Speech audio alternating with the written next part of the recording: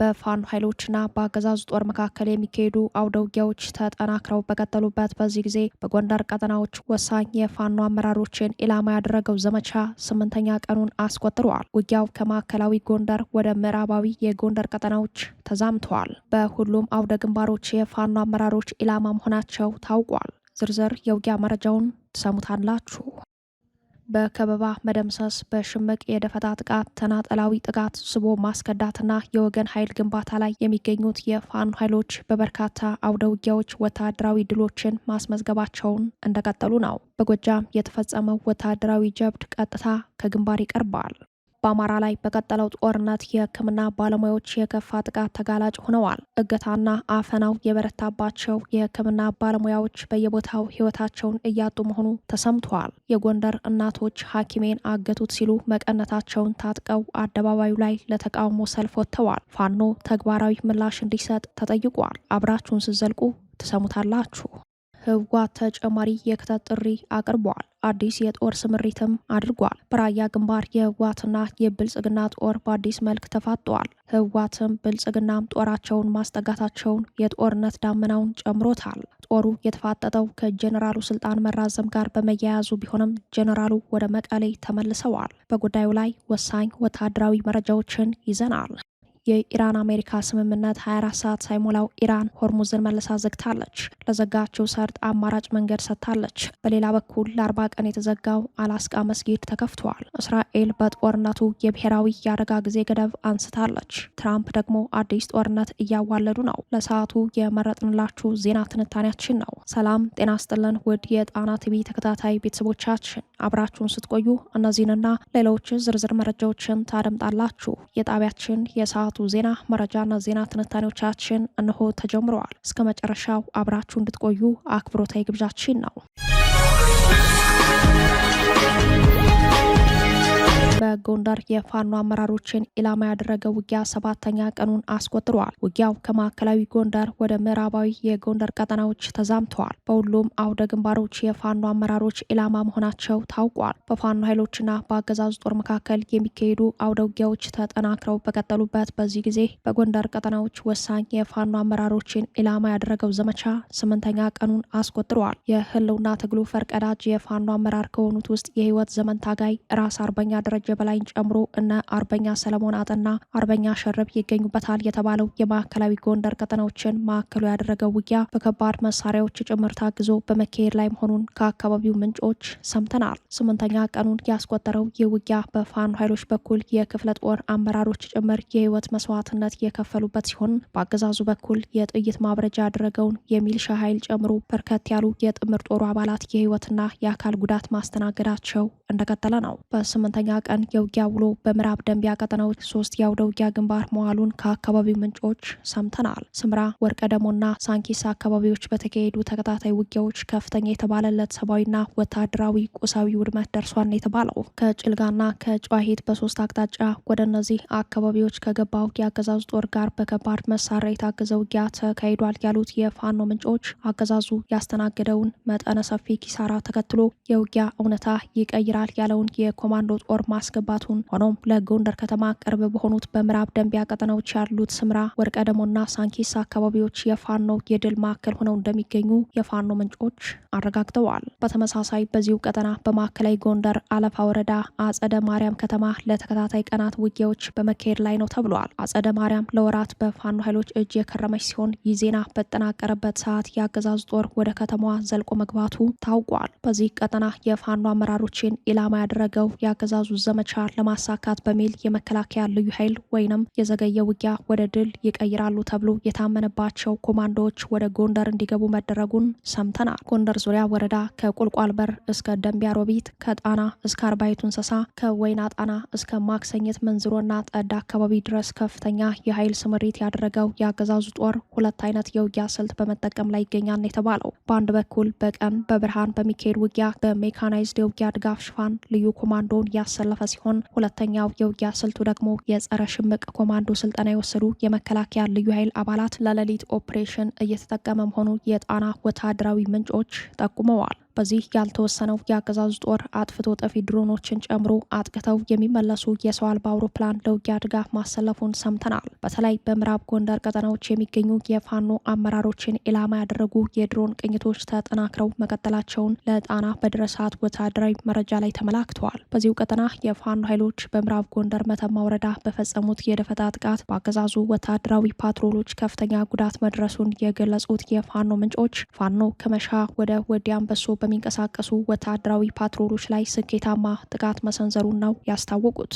ከደፈጣ ጥቃቱ በኋላ በአካባቢው በዙ 23 የታገዘ ውጊያ ተካሂዶ መከላከያ ጉዳት አስተናግዷል። በአሁኑ ሰዓት በሁሉም ግንባር በአየር ኃይልና በምድር ጦር ከፍተኛ ዘመቻውን ያስቀጠለው የአገዛዙ ጦር ተጨባጭ ድል ርቆት ኢላማ ያደረጋቸውን የፋኖ አመራሮች ማግኘት ቢሳነው በንጹሐን ላይ የሚያዘንበው የከባድ መሳሪያ ጥቃት ግን ጉዳት እያደረሰ እንደሚገኝ ከማዕከላዊና ምዕራባዊ የጎንደር ቀጠናዎች ያሰባሰብነው የውጊያ መረጃ ያሳያል። አድማጭ ተመልካቾቻችን በትናንት ምሽት ዜናችን ላይ ተካቶ በድንገተኛ የቴክኒክ ብልሽት የተቋረጠውን የጎጃም ቀጠና የውጊያ መረጃ ሙሉ ዘገባ ከዚህ እንደሚከተለው የግንባር ዘጋቢያችን የሚያደርሰን ሲሆን ለዘገባው መቋረጥ አድማጮችን ይቅርታ በመጠየቅ ሙሉ መረጃው እንደሚከተለው ይቀርባል። ሰላም ጤና ይስጥልኝ አድማጭ ተመልካቾቻችን፣ በዛሬው የግንባር መረጃችን በአራቱም የአማራ ማዕዘናት አውደ ውጊያዎች ተጠናክረው የቀጠሉ ቢሆንም ዋና ዘገባ በጎጃም ቀጠና የተሰራውን የውጊያ ጀብዱ ይመለከታል።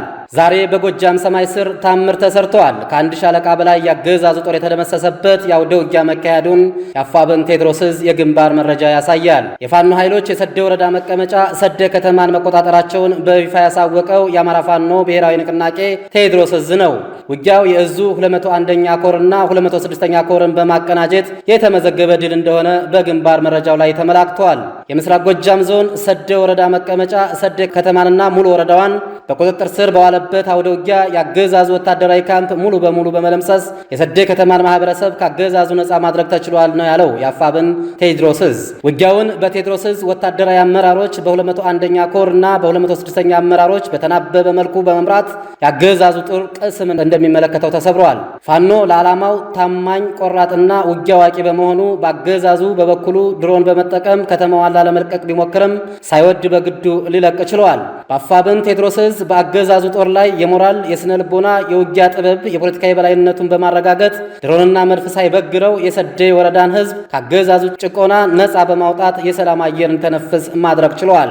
በዚህ ውጊያም አንደኛ ምርኮ የተደረገ መሳሪያና ተተኳሽ ብሬን 5 ክላሽ 100 የቃታ ብረት 17 የተልባሽ መሳሪያ 7 የመገናኛ ሬዲዮ 1 የወገብ ትጥቅ 16 የክላሽ ካዝና 140 ብስቶር የእጅ ቦምብ 50 የብሬን ተተኳሽ ከ20,000 የክላሽ ተተኳሽ 15,000 መማረክ ተችሏል። ሁለተኛ ተሽከርካሪ ሎንግ ባስ የአመራር መኪና 3 ፓትሮል ዳብል ጋቤና 4 አምቡላንስ 1 ሞተር ሳይክል 15 ኤፍኤስአር 1 በድምሩ ለአገዛዙ አገልግሎት ሲሰጡ የነበሩ 9 ተሽከርካሪዎችና 15 ሞተር ሳይክል በምርኮ ገቢ መደረጉን ዕዙ በግንባር መረጃው ላይ አረጋግጧል። ሶስተኛ ሎጂስቲክ ለአገዛዙ ጦር ሰራዊት ምግብን ሊጠቀምበት የነበረ 60 ኩንታል ጤፍ፣ 10 ኩንታል ስኳር፣ 1 ኮንቴነር ዘይት በምርኮ ገቢ ማድረጉን አሳውቋል። አራተኛ በጀት የተያዘ ሰብአዊ ምርኮ መከላከያ 7 ከመካከላቸው 100 አለቃ ማዕረግ ያለው ፓራ ኮማንዶ 3 ፖሊስ 5 ሚኒሻ 10 ካድሬ 4 በድምሩ 29 አገዛዙ ጥምር ጦር በሰብአዊ ምርኮ መያዙን ያረጋገጠው አፋብን ቴዎድሮስ ዕዝ ነው። አምስተኛ በአውደ ውጊያ የሞተ አገዛዙ ጥምር ጦር 90 መከላከያ 22 ፓራ ኮማንዶ 55 ሚኒሻ ድምር 167 የአገዛዙ ኃይልን በመደምሰስ ታሪክ መስራት ተችሏል ሲል የአፋብን ቴዎድሮስ ዕዝ በይፋዊ የግንባር መረጃው አሳውቋል። ከሞተው የአገዛዙ ጦር መካከልም በርካታ አዋጊዎችና መኮንኖች ይገኛሉ ያለው ቴዎድሮስ ዕዝ 100 አለቃ ማዕረግ ያለው አዋጊ ለማምለጥ ሩጫ ላይ ያለ እርምጃ እንደተወሰደበትም አረጋግጧል። በመጨረሻም አፋብን ቴዎድሮስ ዕዝ እንዳረጋገጠው ህዝባችን ከደረሰበት የህልውና አደጋ ለመቀልበስ የተጠኑ አውደ ውጊያዎችን በማድረግ የአገዛዙን ጦር የማጽዳት ዘመቻው ይቀጥላል ብለዋል። ለተጠናቀሩት የግንባር መረጃዎች ተስፋዬ ልሳኑ ነኝ ከዚያው ከግንባር።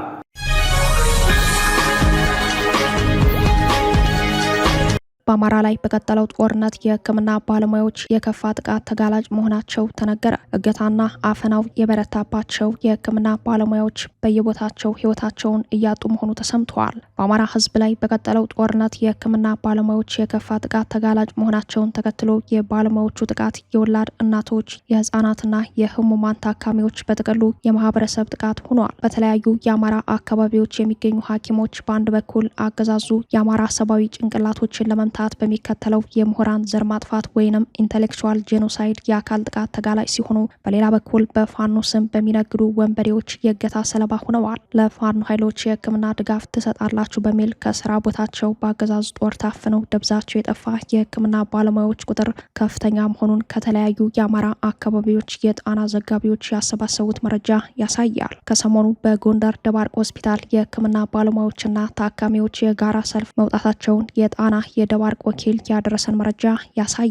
ሰልፈኞቹ ለተቃውሞ አደባባይ የወጡት የህክምና ባለሙያዎች መታገታቸውን ተከትሎ ነው። እንደ ወኪላችን መረጃ የታገቱ የደባርቅ ብቸኛው የእናቶች ስፔሻሊስት ሐኪም የፋርማሲ ባለሙያውና የአምቡላንስ ሹፌር እንዲለቀቁ የሚጠይቅ ሰላማዊ ሰልፍ በደባርቅ ከተማ ተካሂዷል። በዚህ ሰልፍ ታካሚዎች ከነ ግልኮሳቸው ጭምር ወጥተው መንግስት ባይኖርም ለአማራ ህዝብ አቤት ብለዋል። በደላችን ይታወቅልን ሲሉም ተማጽነዋል።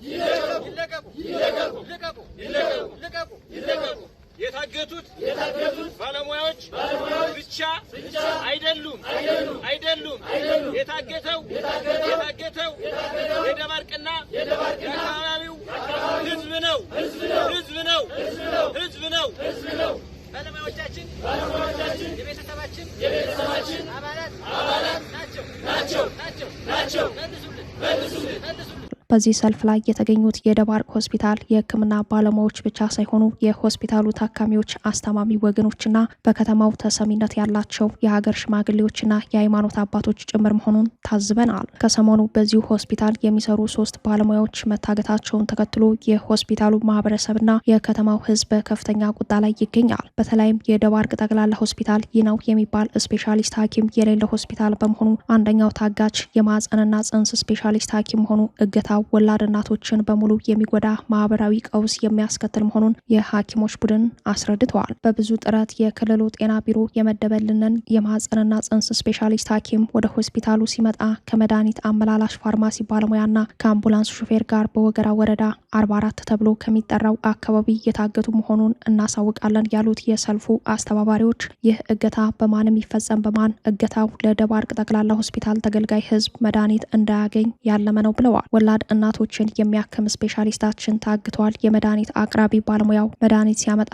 ታግቷል። ሪፈር የሚባሉ ታካሚዎችን ወደ ጎንደር የሚወስደው የአምቡላንስ ሹፌር ታግቷል። ይህ እገታ ተቋምና ህዝብ ከማገት ለይተን አናየውም ሲሉ የሰልፉ አስተባባሪዎች ተናግረዋል። አዲስ የተመደበው የማህፀንና ጽንስ ስፔሻሊስት በመታገቱ በከባድ ምጥ የተያዙና በኦፕሬሽን የሚወልዱ ወላዶችን የሚያገላግልልን ስፔሻሊስት ሐኪም የለንም ያሉት እኒህ የሰልፉ አስተባባሪ የደባርቅ ሆስፒታል ማህበረሰብ አባላት ይህ ሁሉ ተደማምሮ የደባርቅ ከተማና የአካባቢውን ማህበረሰብ ጤና የሚያናጋና አደጋ ላይ የሚጥል መሆኑን ህዝቡ እንዲያውቀውና ሁሉም የሚመለከተው አካል ባለሙያዎቹ ከእገታ እንዲለቀቁ ርብርብ እንዲያደርግ ጥሪ እናቀርባለን ብለዋል። የጤና ጉዳይ ያገባኛል የሚል ሁሉ ዝም አይበል ሲሉም የህክምና ባለሙያዎቹ ከእገታ እንዲለቀቁ ተማጽነዋል። እገታው የተፈጸመበት ቀጠና በብልጽግናው አገዛዝ ጦር ስር የሚገኝ ቢሆንም አገዛዙ እንዲያሉ ማህበራዊ ቀውሶችን በእቅድና በስምሪት የሚሰራ በመሆኑ ታጋሾቹን በማስለቀቅ ረገድ የፋኖ ኃይሎች ኃላፊነታቸውን እንዲወጡ የታጋቾቹን ደህንነት የሚያስጠብቅ ፍለጋ በማድረግ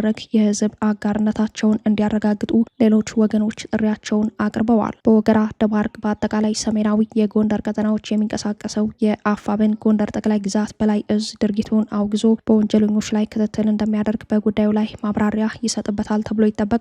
ይህ በእንዲህ እንዳለ በሰሜን ሜጫ ወረዳ 3 የጤና ባለሙያዎች መገደላቸውን ተከትሎ የዓለም ጤና ድርጅት ገለልተኛ ምርመራ እንዲደረግ ጠይቋል።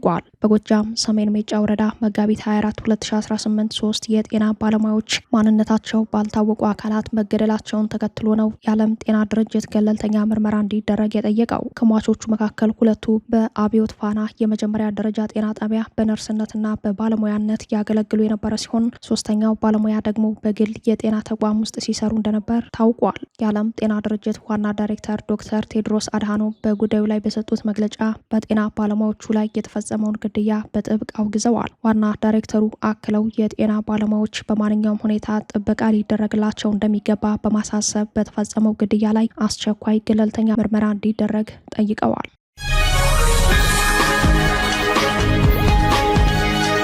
ህወሓት ተጨማሪ የክተት ጥሪ አቅርበዋል። አዲስ የጦር ስምሪትም አድርጓል። በራያ ግንባር የህወሓትና የብልጽግና ጦር በአዲስ መልክ ተፋጠዋል። ህወሓትም ብልጽግናም ጦራቸውን ማስጠጋታቸውን የጦርነት ዳመናውን ጨምሮታል። ጦሩ የተፋጠጠው ከጀኔራሉ ስልጣን መራዘም ጋር በመያያዙ ቢሆንም ጀኔራሉ ወደ መቀሌ ተመልሰዋል። የትግራይ ጊዜያዊ አስተዳደር ፕሬዝዳንት ጀኔራል ታደሰ ወረደ ስልጣን ለሚቀጥለው 1 ዓመት መራዘሙን ተከትሎ ወትሮም በቋፍ ላይ የነበረው የህወሓትና የብልጽግና ሌላ ዙር የጦርነት ዝግጅት ውጥረቱ አይሎ ታይተዋል። በራያ ግንባር በሁለት አቅጣጫ የህወሓትና የብልጽግና ጦር በአዲስ መልክ መፋጠጡን የጣና የመረጃ ምንጮች ጠቁመዋል። ይህም ከጀኔራሉ የስልጣን መራዘም ጋር በተያያዘ የመጣ ውጥረት እንደሆነ ነው የተመላከተው። በጀኔራሉ ስልጣን መራዘም ቁጣውን ያሳየው ህወሓት በሙሉ አቅም ወደ ጦርነት ቅስቀሳው ገብቷል የሚሉት የመረጃው ምንጮች በትግራይ ድጋሚ ባቀረበው የክተት ጥሪ ወላጆች ልጆቻቸው ለውትድርና እንዲሰጡ አዟል ነው ያሉት። ልጆቻቸውን ባልሰጡት ላይ አፈሳ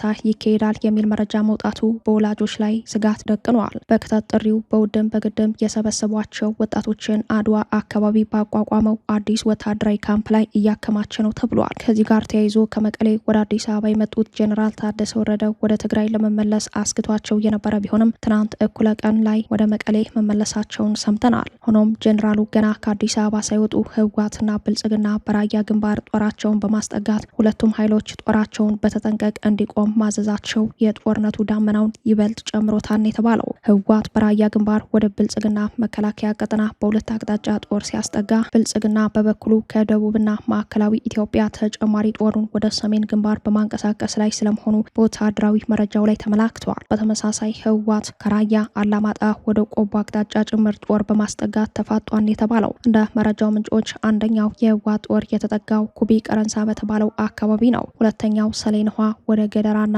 ጮቢ በር አቅጣጫ ሲሆን በጮቢ በር የብልጽግና መከላከያ በተጠንቀቅ ቆሟል ተብሏል። ብልጽግና ህወሓት የጄኔራሉን ስልጣን መራዘም ተቃውሞ ባለመቀበል ከቀጠለ በሚል በዚህ ቀጠና ያለውን ጦር ወደፊት እንዲገፋ ትዕዛዝ መስጠቱን የሚያመላክቱት የመረጃው ምንጮች በአሁኑ ሰዓት ህወሓት በጉዳዩ ላይ የሚያወጣው መግለጫ እየተጠበቀ እንደሚገኝ አስረድተዋል። ህወሓት በበኩሉ የድርጅቱ ፖለቲካዊና ወታደራዊ ክንፍ እያንቀሳቀሰ ሲሆን በህዝብ ግንኙነት መድረኩ መግለጫ ከመስጠት ተቆጥቧል።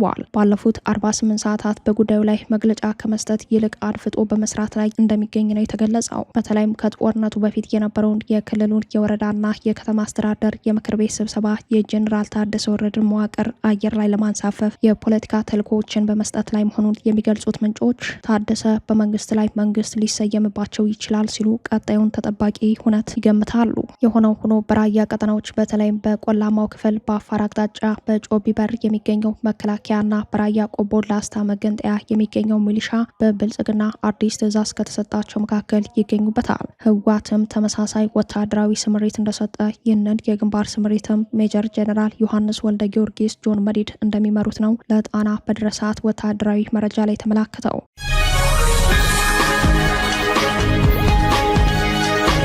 የኢራን አሜሪካ ስምምነት 24 ሰዓት ሳይሞላው ኢራን ሆርሙዝን መልሳ ዘግታለች። ለዘጋችው ሰርጥ አማራጭ መንገድ ሰጥታለች። በሌላ በኩል ለ40 ቀን የተዘጋው አላስቃ መስጊድ ተከፍተዋል። እስራኤል በጦርነቱ የብሔራዊ የአደጋ ጊዜ ገደብን አንስታለች። ትራምፕ ደግሞ አዲስ ጦርነት እያዋለዱ ነው። የኢራን አሜሪካ ስምምነት ማዕከል የሆነው ሆርሙዝ ወሽመጥ በኢራን ተመልሶ ተዘግቷል።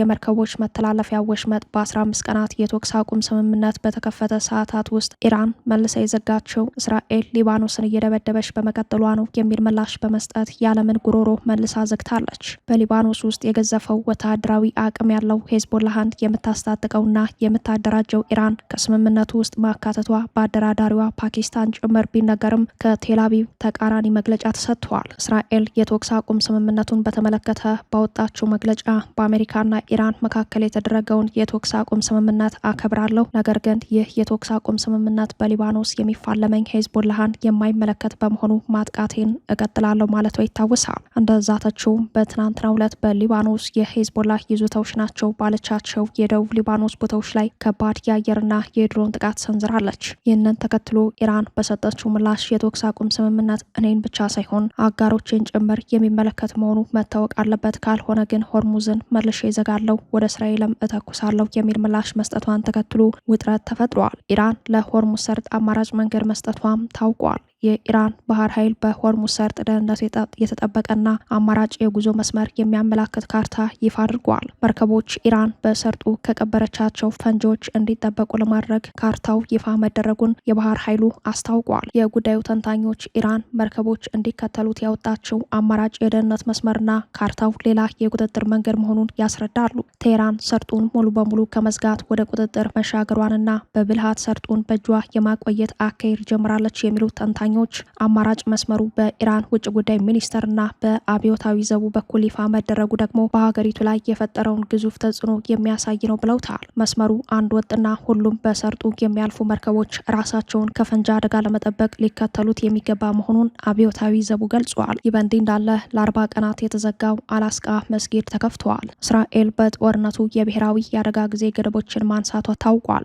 አሜሪካና ቴህራን ሁለቱም አሸናፊ ያደረገን ብለው ያወጁት የሁለት ሳምንት የተኩስ አቁም የመቀልበስ አደጋው ያዘመመ ቢሆንም ተግባራዊ እርምጃዎች ታይቶበታል። እስራኤል የተኩስ አቁም ለመኖሩ የሚያመላክቱ እርምጃዎችን እየወሰደች ታይታለች። ከዚህ ውስጥ ላለፉት 40 ቀናት የእስራኤል ጦር የዘጋው ታላቁ አላስቃ መስጊድ እንዲከፈት ተደርጓል። በምስራቃዊ ኢየሩሳሌም የሚገኘው መስጊዱ ለእስልምና እምነት ተከታዮች በድጋሚ አገልግሎት እንዲሰጥ ዛሬ ክፍት መሆኑን ጀሩሳሌም ታይምስን ጨምሮ በርካታ የአይሁድ ሚዲያዎች ዘግበውታል። ሞገደኛው የአሜሪካ ፕሬዚዳንት ዶናልድ ትራምፕ በበኩላቸው ሌላ ጦርነት እያዋለዱ ነው። ፕሬዚዳንቱ በሰሜን አትላንቲክ ጦር ቃል ኪዳን ድርጅት ኔቶ ላይ የሰነዘሩት ጠንካራ ትችት የዓለምን ዲፕሎማሲያዊ መድረክ ዳግም እረፍት ነስተዋል። ፕሬዚዳንቱ በሚያስፈልጉን ጊዜ አልነበሩም በማለት በኔቶ ላይ ያላቸውን እምነት ማጣታቸውን በይፋ የገለጹ ሲሆን ግሪንላንድን በማንሳት ያከሉት ማስጠንቀቂያ ደግሞ አጋር ሀገራትን አስግተዋል። ትራምፕ የሰሜን አትላንቲክ ጦር ቃል ኪዳን ድርጅት ኔቶ አሜሪካ በፈለገችው ጊዜ ድጋፍ አልሰጠም በማለት ክፉኛ ተችተዋል። ፕሬዚዳንቱ በፈለግናቸው ጊዜ አልነበሩም፣ ዳግም በምንፈልጋቸው ጊዜም አይገኙም በማለት ድርጅቱን የወረቀት ነብር ሲሉ የገለጹት ሲሆን ከዚህ ቀደም የይገባኛል ጥያቄ አንስተውባት የነበረችውን ግሪንላንድንም ያቺ ግዙፍ በአግባቡ የማትተዳደር የበረዶ ክምችት ሲሉ ገልጸዋታል። ዛቻና ንቀትን የያዘው የፕሬዝዳንቱ መልእክት የተላለፈው ከኔቶ ዋና ጸሐፊ ማርክ ሩት ጋር በዋይት ሀውስ ዝግ ስብሰባ ካደረጉ ከጥቂት ሰዓታት በኋላ ነው። ለፕሬዝዳንቱ ቁጣ ዋናው ምክንያት ኔቶ አሜሪካ ከኢራን ጋር በገባችበት ጦርነት ወቅት አስፈላጊውን ወታደራዊ ድጋፍ አልሰጥም የሚል መሆኑ ይታወቃል። የአሜሪካን ልዕለ ሀያልነት በአስገራሚ ፍጥነት እየናዱ የሚገኙት ሞገደኛው ፕሬዝዳንት ኢራን ላይ የገጠማቸውን ውድቀት ለመሸፈን የአውሮፓ ሀገራት ላይ የማያባራ የዲፕሎማሲ ጦርነት እንደሚከፍቱ ከወዲሁ በመታየት ላይ ነው።